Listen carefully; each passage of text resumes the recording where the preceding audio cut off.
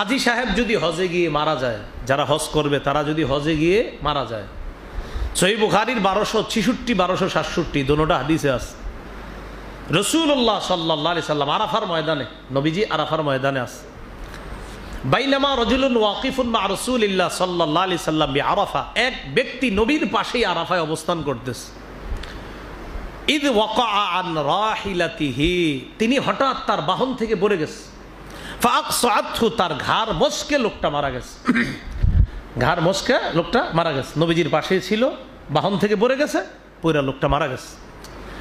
লোকটা যখন মারা গেছে, মারা যাওয়ার পর এবার তাকে গোসল দেওয়ার জন্য সাহাবায়ে কেরাম পেরেশান।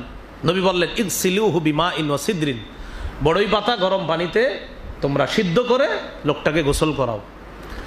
এরপরে বললেন ওয়াকাফিনুহু বিসাওবাইন, পুরুষকে কয় কাপড়ে কাফন দিবে?